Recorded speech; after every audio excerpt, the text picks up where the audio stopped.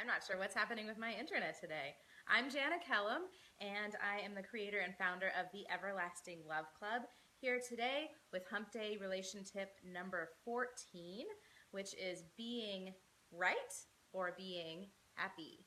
So I've been feeling very inspired of late by the amazing Tony Robbins, who, if you haven't seen his new documentary, or the documentary that's about him, it's on Netflix, and everyone is talking about it because it really is pretty amazing.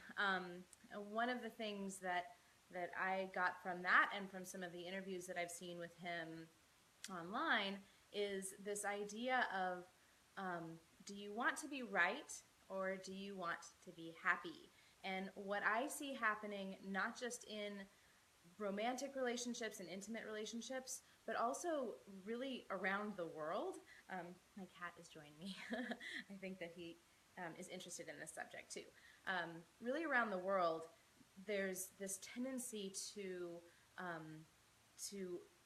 try to prove that you're right, to try to convince others that you're right, that your point of view is the way it is. And I think that can come from a lot of different places. I know for me, that tendency to want to be right comes from a need to control what's happening around me, especially when things feel out of control. It's like you see all of the craziness that's going on in the world, and you're like, I need to find something that can feel safe or that can feel secure, that you can feel right about. So it's really easy to slip into this place of like, I'm right about this and you're wrong, and you're an idiot if you don't get why I'm right about this and you're not. And obviously that has a hugely detrimental impact on relationships of any kind. Relationships with your significant other, relationships with family members. I want to talk a little bit about my sister and I actually. I've noticed a shift in our relationship since I made a commitment to, and I won't speak for her because she has her own process, but I think that this is also true for her, that when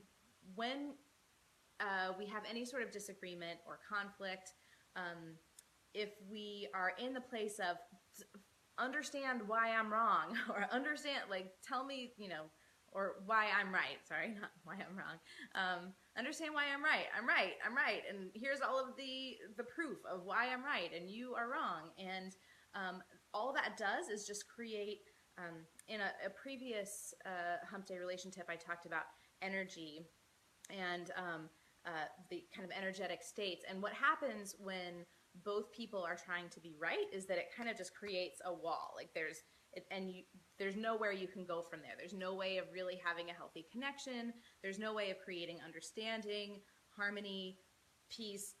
None of that is happening if there's this kind of thing happening, right?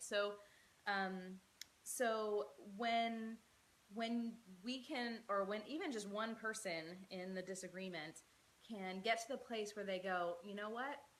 I don't need to be right about this. The most important thing is not for me to be right. The most important thing is for me to feel happy, or for me to express love, or for me to some other state of mind besides being right, which,